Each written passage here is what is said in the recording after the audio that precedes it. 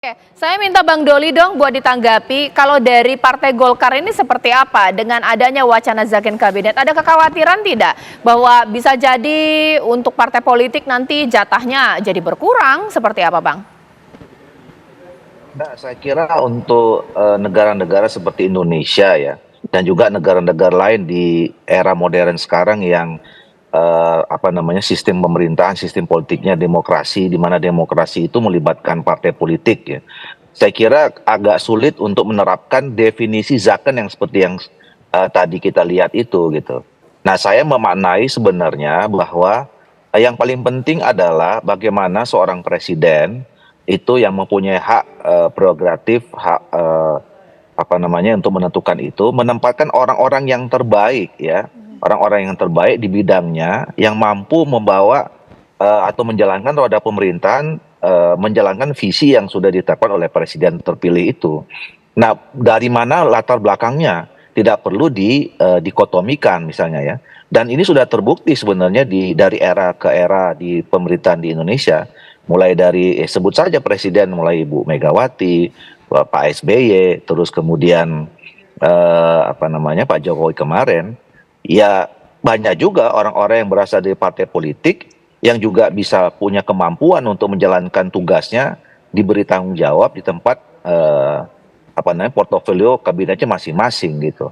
Nah, juga memang kita perlu ya ada di beberapa pos yang memang harus diisi orang-orang seperti akademisi, teknokrat dan seterusnya gitu. Jadi kombinasi antara berapa besar yang berasal dari partai politik, yang berasal berapa besar dari kalangan profesional, dari kalangan teknokrat, dari kalangan akademisi ya, itu tidak menjadi penting selama memang orang-orang itu ditempatkan pada tempatnya yang tepat gitu. Yang penting tadi komitmennya untuk kepentingan bangsa dan negara, kepentingan untuk rakyat Indonesia, dan tentu komitmennya untuk menjalankan visi yang sudah ditetapkan oleh Presiden untuk 5 tahun mendatang. Itu yang paling penting saya kira. Oke, sekarang saya mau tanya kepada Bang Andi Malarangeng. Lantas apa dong bedanya dengan kabinet dulu gitu? Mungkin bisa diceritakan di eranya Pak SBY. Banyak juga kan politisi tapi merupakan seorang ahli atau akademisi teknokrat juga. Kalau saya bisa cerita ya, zaman Pak SBY dulu. Misalnya ketika zaman-zaman sekarang ini mau pembentukan kabinet, biasanya Pak SBY minta ketua umum partai ketemu dengan ketua umum partai, minta diberitahu di situ mungkin ini jabatan ini untuk partai A, dikasih beberapa jabatan kementerian. Lalu kemudian Pak SBY minta nama orang-orang dong dari partai tersebut untuk mengisi jabatan tersebut. Biasanya menteri partai-partai politik itu kasih sederet nama. Ya, kalau misalnya jatah tiga kursi, kadang-kadang dia kasih 9. Ada partai jatahnya cuma 1 kursi, dia kasih 10 nama. Karena nggak mau menyortir di dalam, karena nanti ribut kalau di dalam, kalau ketua umumnya nyortir. Masukin lagi semua, Pak SBY nanti pilih. Nah, Pak SBY akan melihat CV-nya masing-masing. Mana ini misalnya kementeriannya A, lalu CV-nya nggak ada rupanya bersinggungan dari bidang yang mau dibawahi gitu ya. Nah, tapi dari daftar itu mungkin bukan nomor 1 dari daftar partai tersebut, tapi di situ yang nomor 6. Tapi kita pas kali ini kebetulan kelautan dan dia punya kompetensi dalam bidang kelautan, ini aja lah misalnya, atau dalam bidang kehutanan atau dalam bidang. Jadi, nah karena itulah keinginan dari bagaimana the right person in the right place. Dalam konteks itulah bagi saya sekarang ini relevansi kata zakon kabinet itu bukan berarti dikotomi antara non parpol dan partai politik. Tapi eranya Pak SBY ada tidak bahwa jabatan tertentu ya memang kalau bisa tidak boleh diisi oleh orang partai politik?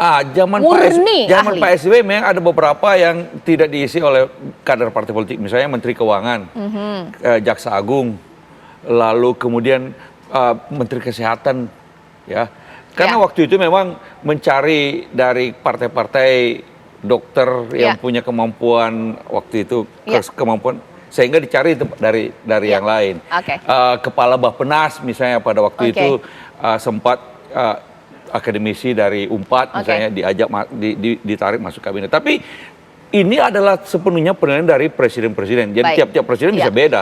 Tapi ibaratnya kalau era Pak SBY saja bukan zaken kabinet, jabatan tertentu tidak diisi oleh orang partai politik, pemirsa. Nah kalau sudah zaken kabinet, apa jangan-jangan makin banyak ini jabatan-jabatan yang dilarang dari anggota partai politik? Nanti Bang Habib akan jawab sesaat lagi. Bang Habib, bagaimana itu? Tadi Bang Andi Malarangeng sudah cerita eranya PSBY itu bukan zaken kabinet namanya. Tapi orang-orang teknokrat nanti diduduki untuk jabatan-jabatan tertentu yang memang dia bukan dari partai politik. Seperti itu kah atau mungkin tambah banyak? Kita nggak tahu, cuma memang kalau berdasarkan hukum ada jabatan-jabatan tertentu memang yang harus dari institusi tersebut. Misalnya putusan Mahkamah Konstitusi di Undang-Undang Kejaksaan saat ini mensyaratkan Jaksa Agung adalah jaksa karir, ya. Ya hal yang mirip kan misalnya kepolisian, ya, TNI dan lain sebagainya. Walaupun saya berpandangan tidak terlalu sepakat, tapi kan kita harus taat pada konstitusi, ya. Nah kalau soal konsepnya Pak Prabowo, ya, Pak Prabowo ini kan sejak dahulu juga punya tim ahli, tim pakar dalam berbagai hal yang sumbernya juga bukan hanya partai politik, ya. Di bidang ekonomi, beliau juga banyak sekali narasumbernya, ya.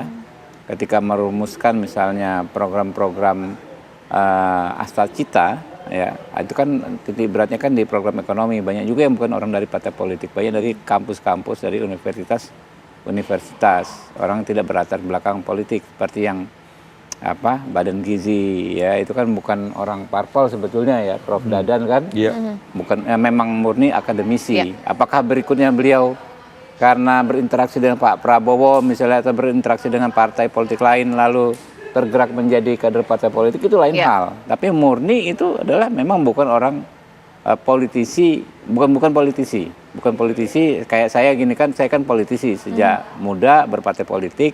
Tapi menjalankan profesi, ya. Kalau itu memang benar-benar Prof. Dadan itu murni akademisi, ya. Nah, pasti saya pikir ada juga yang seperti itu, ya. Oke.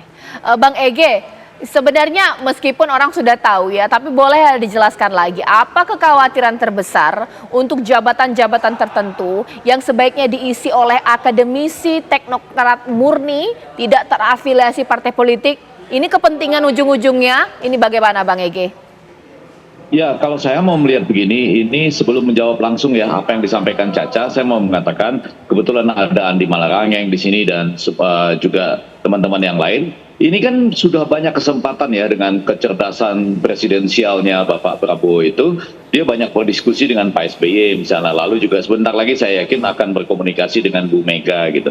Nah, pada konteks tertentu dia juga sering juga berbicara di kampus. Jadi yang mau saya katakan, Caca, tidak ada sebuah definisi yang benar-benar ideal yang kemudian bisa diterjemahkan apa itu zakat kabinet. Pada bagian lain, betul seperti kata Caca tadi, kita juga harus khawatir kalau misalnya ada penggunaan hukum, terutama dalam posisi-posisi tertentu yang kemudian digunakan buat misalnya menyandera orang-orang tertentu dalam pemerintahan selanjutnya misalnya. Itu saya yakin mudah-mudahan tidak akan terjadi lagi gitu. Nah,